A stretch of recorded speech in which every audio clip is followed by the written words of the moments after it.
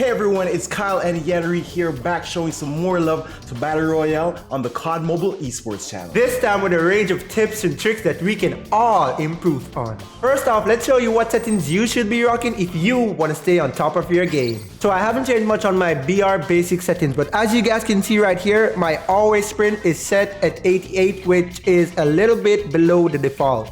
Yeah, I noticed that because mine is actually at 65. I didn't really understand this setting, so what's the benefit of having it all the way at 88? So at that low setting, you'll be crouching a lot, which you don't really want because you want to make sure when you're in those highly intense battles, you're sliding and jumping a lot. And yeah, because honestly, it's a pain when you're trying to get out of those situations and you want to slide and you end up crouching. So, you know, actually that really helped me out. So I'm just going to bump it up a little here to about 88, just like you. Also, as you guys can see here, I've maxed out my field of view. Now, field of view is pretty self-explanatory. It's basically your surroundings. So with your field of view maxed out, you can see a lot more on your screen. And as a BR player, I feel like that's really, really crucial. All right, so I actually noticed that you scrolled past gyroscope. And for me, that's a very important setting because I use gyroscope a lot. And what it does actually is helps you to control your view using your device. It also helps to track enemies because all you have to do is move your phone just like this, as you can see here, and it helps to control recoil. So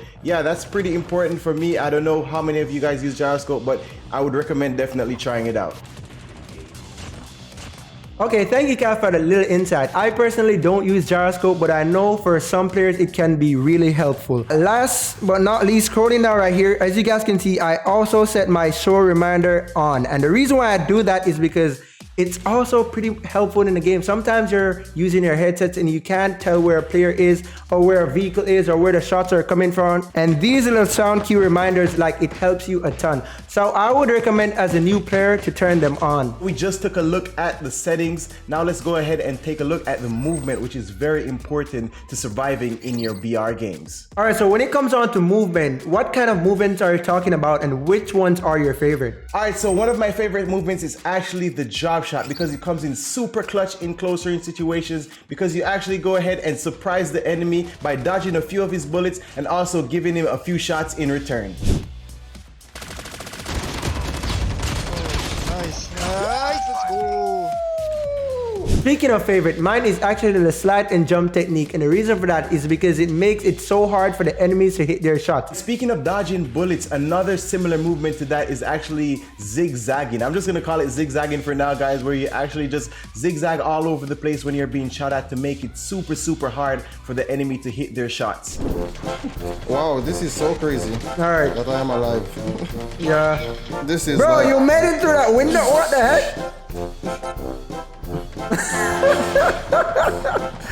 Oh my gosh, this player. Alright, so speaking of attacking, let's talk now about pushing. So what is pushing and when do you feel like it's a good time to push? Alright, I've never given thought to the definition of pushing, but I would say it's engaging your enemies in battle or in a fight. When should you push? That's a good question. It all depends on a lot of things, your surroundings, the situation, and especially timing. I would say a good time to push is when you probably have your enemies kind of weak and you know that they're probably healing in a situation like that. So it's definitely a good time to take advantage of that and push up. As I said, you know, it all depends on the situation, everything like that. So there's a wrong way to do it and a right way. So you don't want to push openly without cover, knowing that there's a squad behind this rock or whatever. But yeah, you basically get the idea. You gotta be aware of your surroundings, knowing that, hey, this is a great time to push. And if you're the one being pushed, let's now talk about pre-firing. All right, Yanrique, go ahead and explain to us what is pre-firing and how does this help?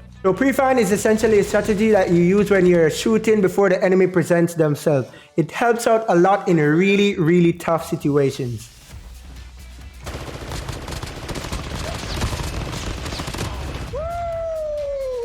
And lastly, let's talk about rotations. So rotating is very important in BR games, and this is basically changing your location to one that is more favorable. That's right, Cal. Always think about where you're heading next, keeping in mind enemies to dodge, the zone, and your next plan to attack. All right, wait, there's one more thing I think we should talk about, and that is throwables. Personally, I feel like players do not use their throwables enough, and in my opinion, I believe they can come in super clutch and be super effective. And one of these throwables in specific, being the frag grenade, can be used in so many different ways. I know that we're all used to the Kobe, but right now we have the Navobi.